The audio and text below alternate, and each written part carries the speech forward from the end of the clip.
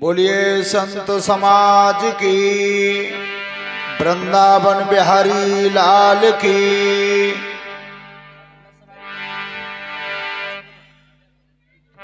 गुरुर्ब्रह्मा गुरुर्विष्णु गुरुर्देव महेश्वरः, गुरुर्साक्षात् परम ब्रह्म तस्मै श्री गुरुवे नमः। ध्यान मूलम गुरु मूर्ति, पूजा मूलम गुरु पदम, मंत्र मूलम गुरुर्वाक्यम, मोक्ष मूलम गुरु कृपा। अखंड मंडलाकारं व्याप्तमेन चराचरं, तत्पदं दर्शितमेन तस्मै श्री महर्षिं गुरुवे नमः। या देवी सर्वभूतेषु सरस्वती रूपेण संस्था, नमस्तस्यै नमस्तस्यै नमस्तस्यै नमो नमः। सच्चिदानंद रूपाय विश्वोत्पत्त्यादि हेतवे, तापत्रय विनाशाय श्री कृष्णाय वयं नमः।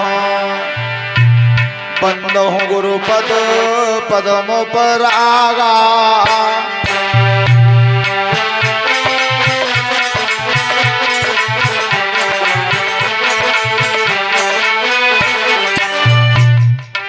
बंदो गुरुपद पदमोपरागा, सुरुचि सुबास सरस अनुरागा।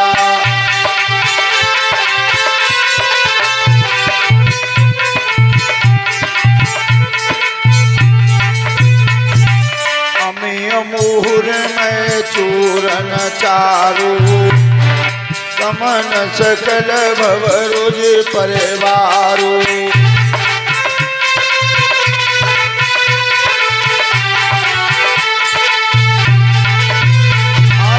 जनक सुता जग जन जहान की, गुरुदेव अतिशय प्रिय करुणा निधान की।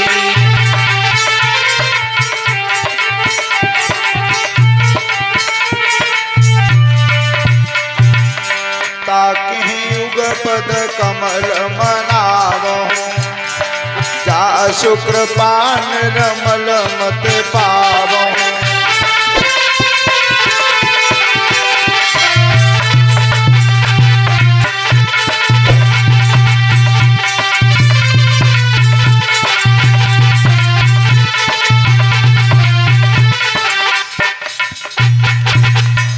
बोलिए सत्य सनातन वैदिक धर्म की।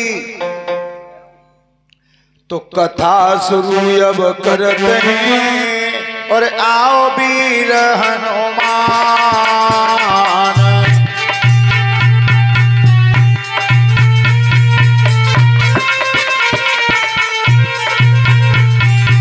आसन आए बिराजिए, तेज पुंज बलवान।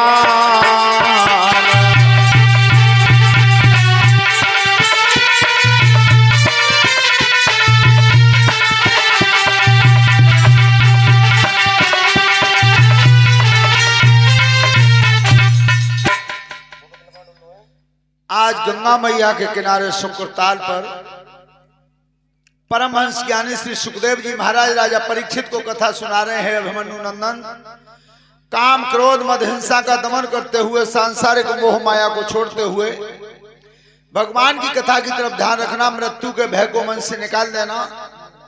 आज मैं तुम्हारे सामने चंद्रवंश श्रोमण भगवान श्री कृष्ण का प्राकट्य बता रहा हूं। भगवान का अवतार धरती पर होता कब है, ये उन्होंने स्वयं गीता के उपदेश में कहा है। यदा यदा हि धर्मस्य ग्लानिर्भवति भारत, अभ्युत्थानम धर्मस्य तदात्मानं सृजाम्यहम्। परित्राणाय साधूनां विनाशाय च दुष्कृतां, धर्म संस्थापनार्थाय संभवामि युगे युगे। हे अर्जुन, जब जब हर युग में धर्म की हानि होती है, अत्याचारी बढ़ते हैं, उनका विनाश करने के लिए और धर्म का उत्थान करने के लिए मेरा अवतार होता है। और यही हमारे गोस्वामी जी ने बताया है। क्या कि जब जब होई धर्म की हानि,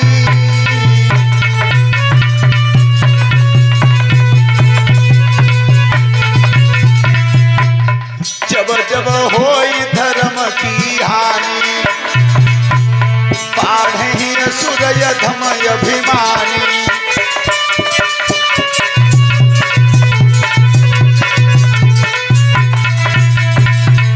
तब धरे प्रभु विविध शरीरा, हरे कृपा निधि सज्जन पीरा।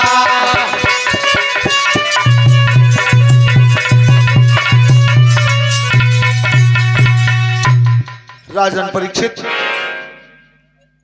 उग्रसेन महाराज के पुत्र का नाम था कंस। 22,000 हाथी का बल आया उसकी काया में, हमारे गुरुजी ने बताया। लेकिन ध्यान रखना कितने धर्मात्मा राजा थे उग्रसेन, और औलाद हुई तो कंस जैसी। समय चक्र के फेरते और बदल जाते हैं अंश, और हरनाकुश के प्रहलाद भय और उग्रसेन के कितना दुराचारी था हिरण्यकश्यप।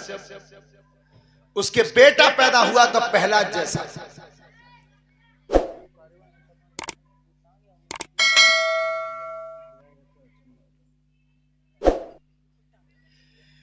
और उग्रसेन कितने धर्मात्मा थे तो कंस ऐसी औलाद हुई। लेकिन एक बात जीवन में ध्यान रखना, 4 वेद 6 शास्त्रों का ज्ञानी था। पुलस्त जैसे ऋषि का नाती था और विश्रवा जैसे ब्राह्मण का पुत्र था। सोने जैसी लंका उसका स्थान था। लेकिन जंगल से जनक दुलारी सीता मैया का हरण कर ले गया। आज तक किसी ने अपने बेटे का नाम रावण नहीं रखा। कितना बड़ा बलवान था उग्रसेन महाराज, कितने धर्मात्मा थे। लेकिन उस पापी ने अपनी सच बहन के अबोध बच्चों की हत्या की थी। आज तक किसी ने अपने बेटे का नाम कंस नहीं रखा। तो पूजा हुई हमेशा कर्म की हुई है। तो कर्म ऐसे करिए, ध्यान रखना। और कर्म को बताया भी सबसे पहले है। कर्म प्रधान पहले बताया कर्म। तो जिस समय वो अपनी बहन को विदा कर रहा था, और उस समय आकाशवाणी हुई थी कि कंसराज, जिस बहन को तुम इतने प्यार से विदा कर रहे हो, इसी बहन का 8वां गर्भ तुम्हारा काल होगा। जितनी खुशी थी वो सब विदा हो गई। लेकिन वो पापी सोच क्या रहा है मन में कि हम बा पेड़ ये ना छोड़ेंगे तब पेड़ पे फल लगे। सुनो भूप धरि ध्यान, हेलो, अरे हाथ में और लैया कटारी है।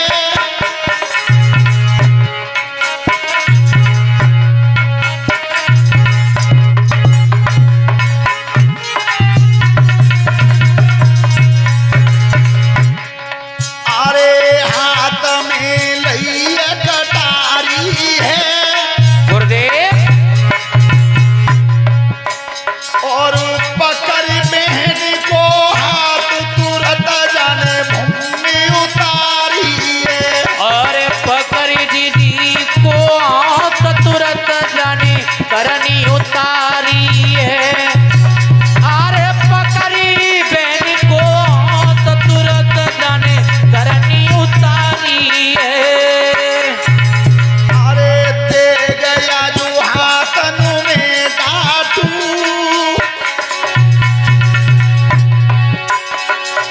अरे ते गया जो हाथन में डाटू।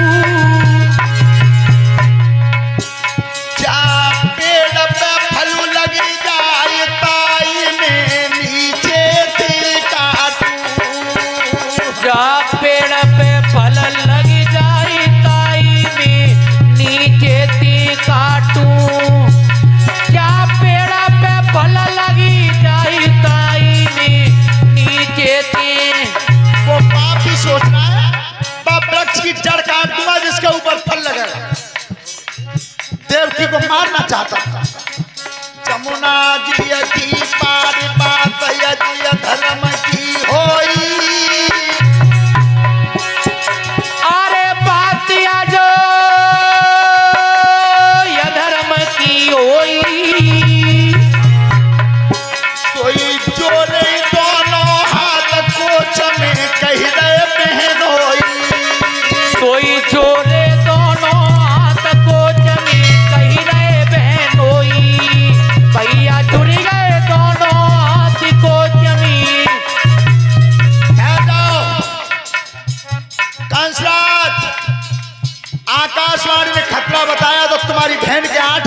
से बताया। अब जब बहन थे तो खतरा बताओ ना, तो मैं तुम्हें वचन दे रहा हूं कि तुम्हारी बहन के संतान पैदा होगी, मैं तुम्हें ला करके दे दूंगा। तुम्हारी इच्छा हो मार देना, इच्छा हो छोड़ देना। वसुदेव देख लो, वादा करके जा रहे हो, अगर वादा पूरा नहीं किया तो मुझसे बुरा कोई नहीं। अरे महाराज ऐसा होगा ही नहीं, वचन दिया मैंने। अरे कंस लौट गए अपने घर को, और पाहन तुरंत दरोए छुड़वाई, और नगर पटे सुरथी राजधानी, वसुदेव घर पहुंच गए जाई।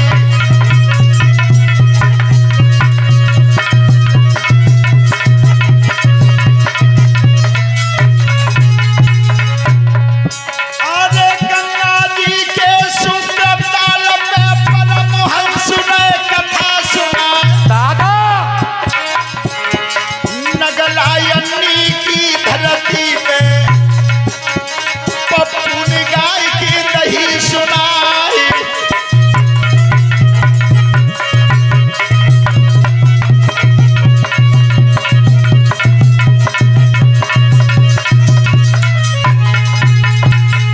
ध्यान रखना, बटेश्वर के लिए चले गए तो कंस अपने नगर में लौट गया।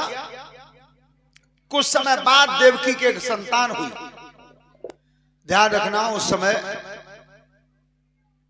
देवकी को तो खुशी हुई, लेकिन वसुदेव ने विचार किया, देवकी तुम्हारी संतान कहां है?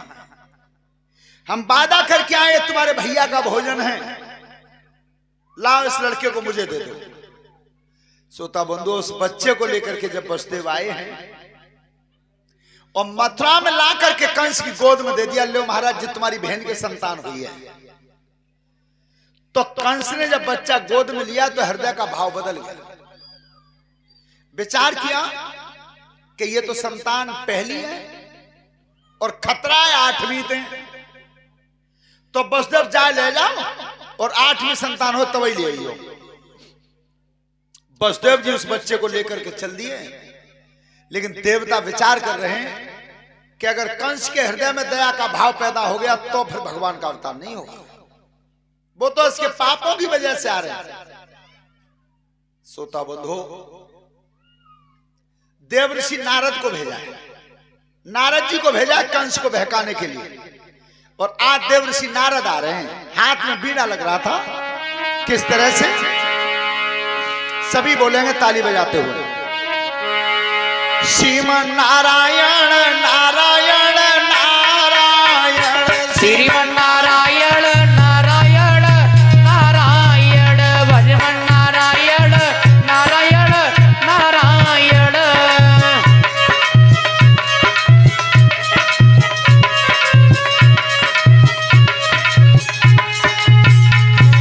श्रीमन नारायण नारायण नारायण, श्रीमन नारायण नारायण नारायण, श्रीमन नारायण नारायण नारायण।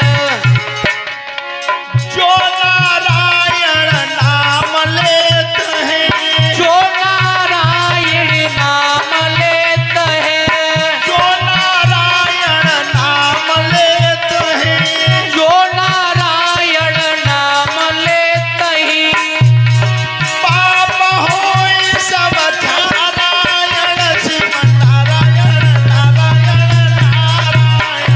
अरे पाप होई सब नारायण, श्रीमन नारायण नारायण नारायण, भजमन नारायण नारायण नारायण।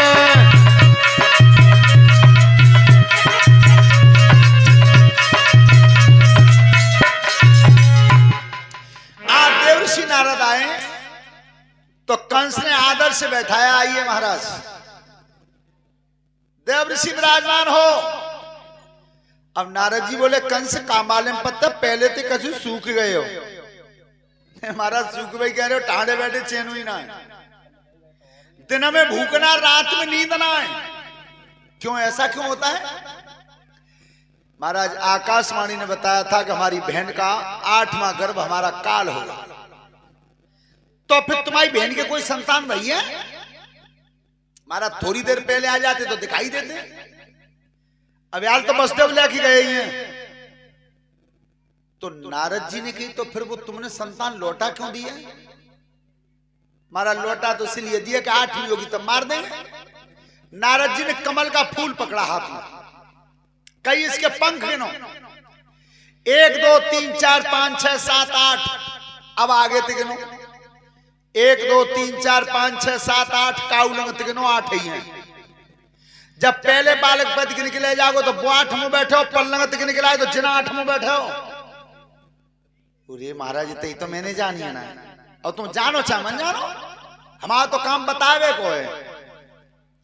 देवर्षि नारद चले। ध्यान रखना, कंस ने एक शब्द कहा था कि दिन में भूख नहीं और रात में नींद नहीं। ऐसा होता क्यों? क्यों होता है?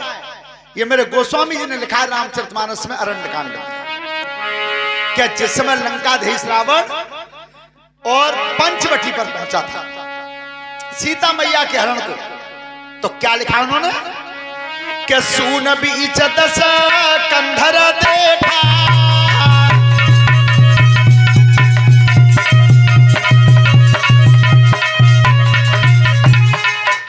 सून बीच दस कंधर देखा, आवा निकट जति के भेषा,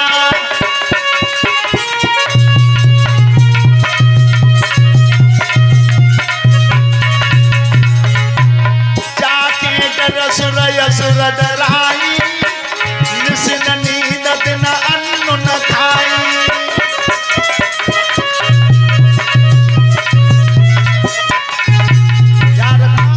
जिस रावण के भय से देवता और दानव इतने भयभीत रहते थे कि दिन में भूख नहीं लगती थी और रात में नींद नहीं आती थी, और आज वो रावण जब गलत कर्म करने जा रहा है तो हालत क्या थी? 110 शीश स्वान की नाई,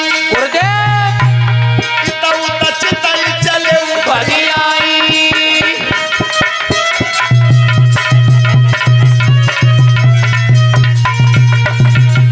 परीक्षा जी, वो रावण कुत्ते की तरह जा रहा है। बाल को कुत्ता घर में घुसत देखो, जब घर में घुसत हो तो चारों लोग नजर करते का कौन मालिक तो ना आए रहो। अंत में समाधान बताया ऐसा क्यों होता है। इमे कुपंथ पगदे ठगेसा, और रहे न तेज न बुद्धि बललेसा।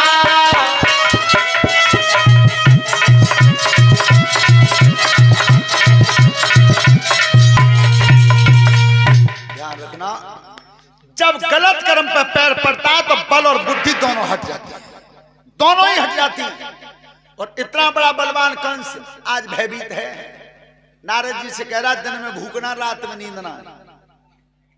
सोता बंधो, तो जिस समय देवर्षि नारद ने समझाया, कंस उठ करके भागा। बसदेव को पीछे से आवाज दी, खड़े हो जाओ। कहिए महाराज, लाओ इस बच्चे को मुझे दे दो। ध्यान रखना, बसदेव के हाथ से वो बच्चा छीन लिया, और वो पापी कर्म क्या करता था, अबोध बच्चे को छीना। एक बात श्रोता बंधु सभी विद्वान बैठे हैं यहां, जिस बच्चे को कोई ज्ञान नहीं होता, अबोध बच्चे को सांप भी नहीं काटता। तुम बालक के सामने सांप डाल दो, और बालक बस सांप के फना पकड़ के खूब धत्ती ते घिस दे, बच्चा उसे बच्चे को नहीं काटता। अबोध बच्चे को सांप भी नहीं काटता। और पापी ने, जिस बच्चे ने जन्म लेकर के बाद अपनी महतारी का दूध भी नहीं पी पाया, उसके संग कर्म कौन सा किया है? आरे ने काना तारा सु ही में भैया धारो,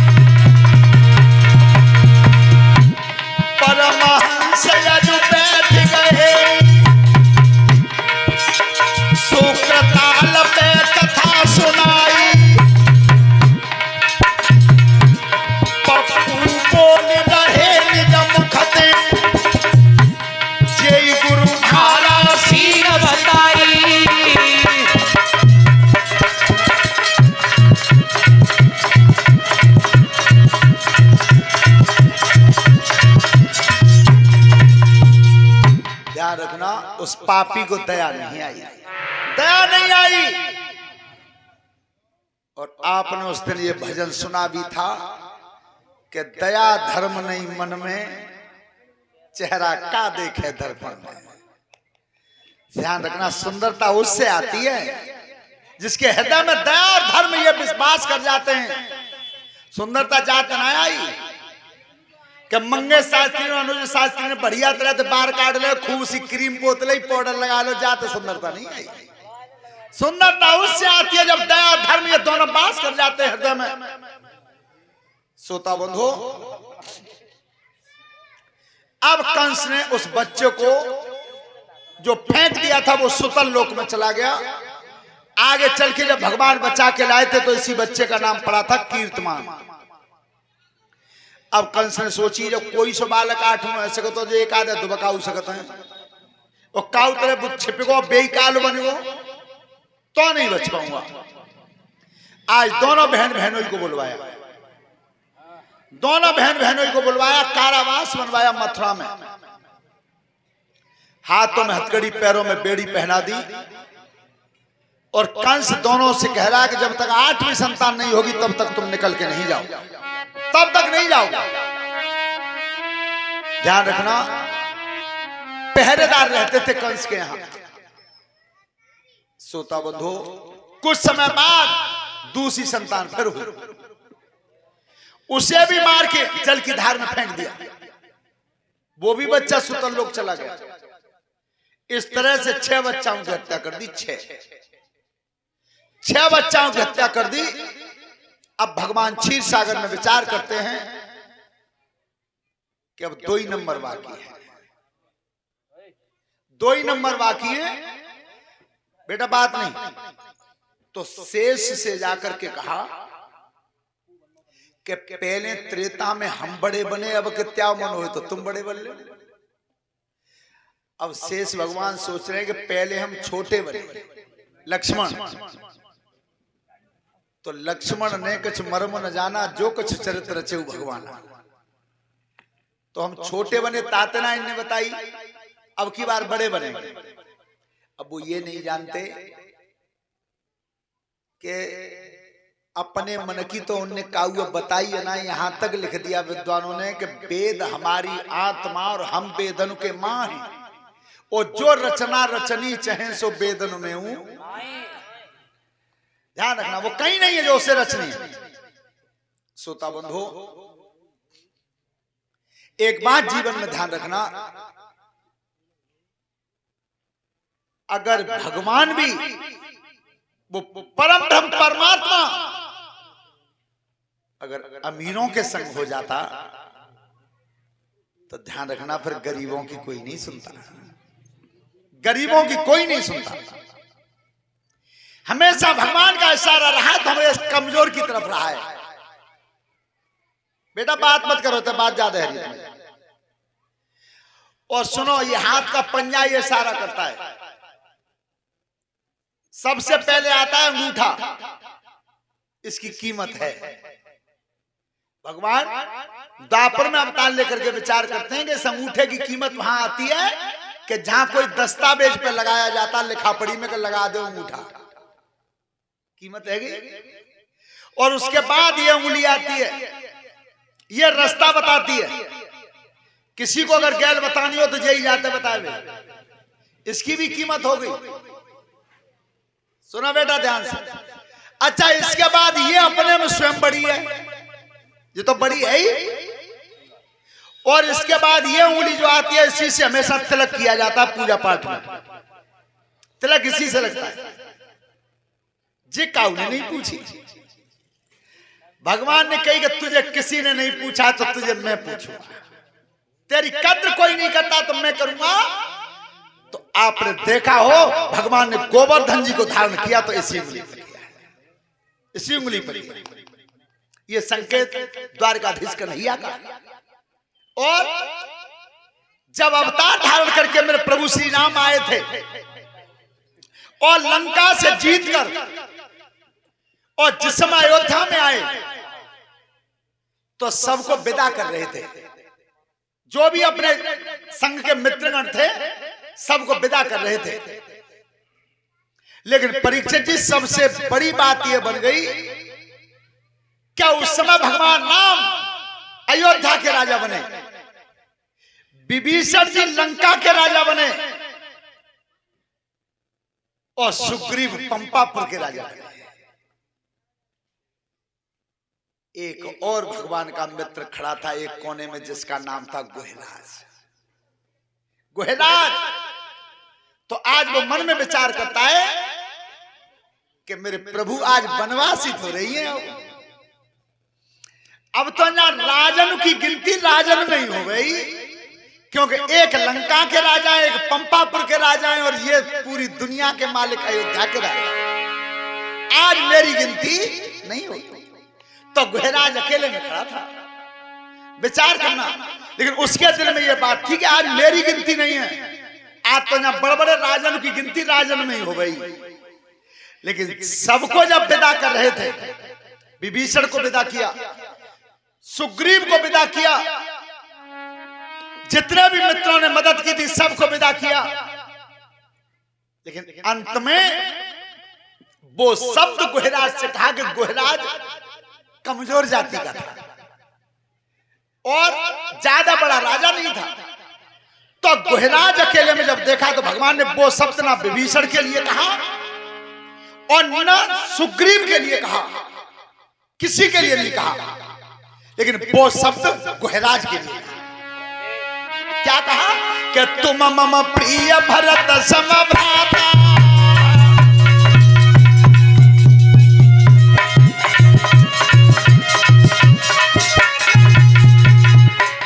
तुम मम प्रिय भरत सम भ्राता, सदा रहु पुरयावत जाता।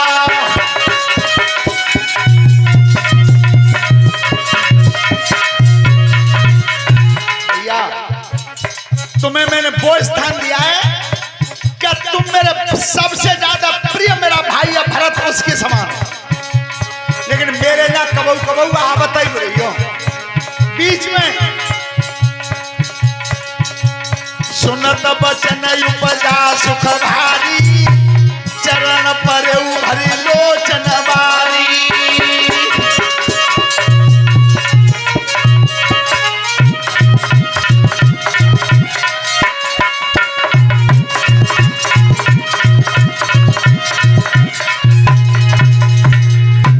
ध्यान रखना, भाभी भगवान ने सबसे ज्यादा सम्मान उसे दिया जो अपने को कमजोर समझ रहा था, अपने को नीचा समझ, निबल समझ रहा था, उसे भगवान ने सम्मान दिया। श्रोता बंधु,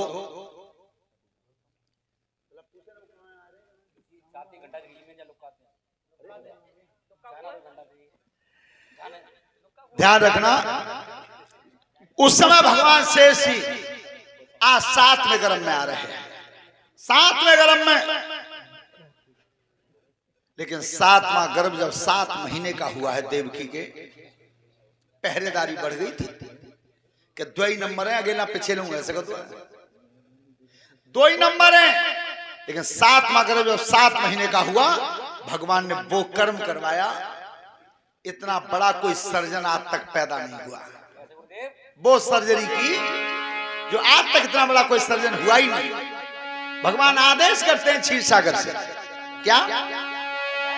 अरे सुनो शारदा माता भवानी, और चली मथुरा को जाइए।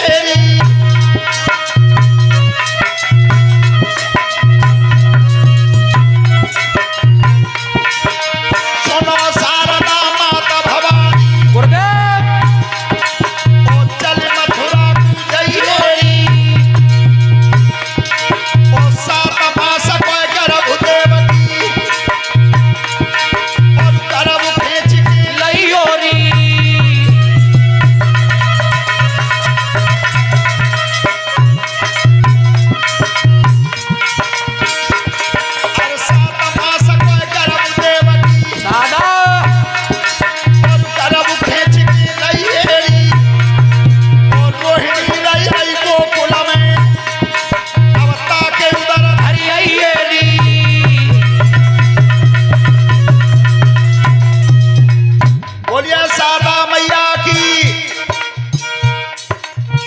बहुत जल्दी जाओ।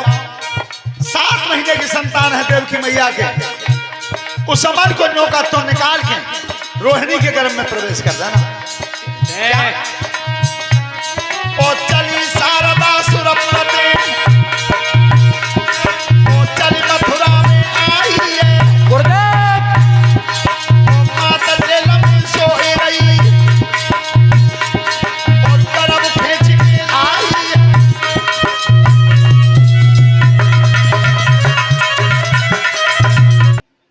श्रोता बंधु, जिस समय आज 7वां गर्भ जो मैया देवकी के उदर में आया था, शेष भगवान जी आए थे, वो गर्भ ही ट्रांसफर हो गया, बदल दिया। ध्यान रखना, वो देवकी के उदर में चला गया। अब समय व्यतीत होने पर भगवान विचार करते हैं कि अब की बार नंबर है हमारा। भगवान कहते हैं अब की बार नंबर है हमारा। लेकिन सभी श्रोता बंधु ध्यान से सुने, भगवान का न जन्म होता है न मरण होता है, न जन्म है न मरण है। इसीलिए उनका नाम जो 108 नाम लिखे हुए आते हैं, उसमें एक नाम आता है अजन्मा। अजन्मा, अजन्मा मीन्स जन्म होता ही नहीं। अच्छा, जब जन्म ही नहीं होता तो फिर 8वें गर्भ में कौन आया? आप देख लेना, रामचरितमानस में भरत लक्ष्मण शत्रुघ्न इनका जन्म बताया है, और भगवान श्री राम के लिए शब्द लिखा प्रकट हुए। प्राकट, वही प्राकट शब्द कृष्ण के लिए लिखा है। अच्छा, जन्म होता ही नहीं तो फिर गर्भ में कौन आया? और प्रकृति का यह नियम है, जो जन्मेगा वो मरेगा। प्रकृति का यह नियम है कि जो जन्मेगा वो मरेगा। तो फिर 8वें गर्भ में कौन है? हरवंश पुराण में स्पष्ट लिखा है कि 8वें गर्भ में कुछ नहीं था, केवल माया का गोला बना, बस कुछ नहीं था। लेकिन वो माया का गोला भी इसलिए बना कि कंस को यह पता चल जावे कि अब देवकी के 8वीं संतान उधर में है। जैसे ही कंस को पता चला, पहरेदारी बढ़ गई। एक रहतो था द्वै, द्वै था 4, 4 था 10, 10 था 100, 100 था 1000। पहरेदार सावधान, चिंता मत करो, लठियां बल्लम फस्सा कुल्हाड़ी पकड़े ढाड़े। ओ लल्लू, कंस तुम बैठ जाओ, तुम काहे घबरा रहे हो? तुम बाल का पैदा तो है जान दो, 1000 टुकड़ा उड़ा देंगे तब तेज हो रहे होंगे। विचार करना, अज्ञानता नहीं है। भ्रकुट विलास सृष्ट ले होई, और सपने संकट परन के सोई। भौं का पलक हिल जाता तो प्रलय हो जाती है, वो लठिया लेंगे ढोए। श्रोता बंधो, वो महीना कौन सा था, और वो तिथि कौन सी थी, और वो दिन कौन सा था, जिस समय वो गर्भ का 8वां समय पूरा कर रहे हैं भगवान। ध्यान रखना, ये दिन जो है सोमवार, मंगल, बुध, बृहस्पति, शुक्र, शनिचर, इतवार, ये 7 दिन शिव पुराण के अनुसार भोलेनाथ शिव जी ने बनाए हैं। उन्हीं ने बनाए हैं 7 दिन। लेकिन भगवान ने कौन सा दिन चुना अपने लिए? भादो महीना लगो, अरे अष्टमा तबो बुध दिन छाया।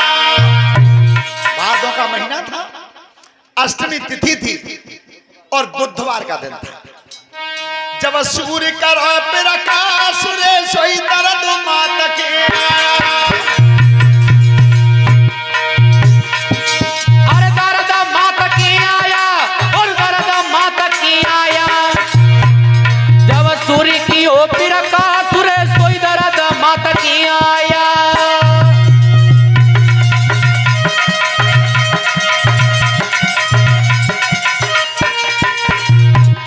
अरे भादो महीना लगो दिन, गुरुदेव, और तब मैया की दर्द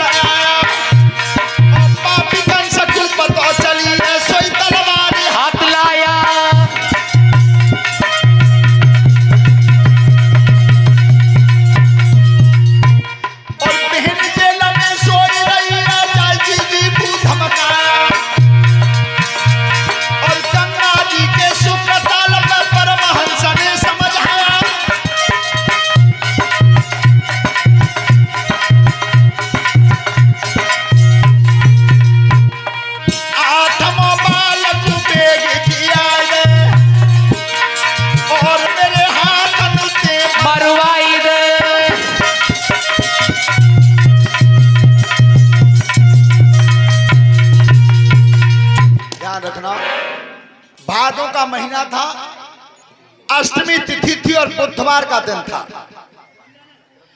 भास्कर भगवान का प्रकाश हुआ है तो देवकी के उदर में दर्द हुआ है।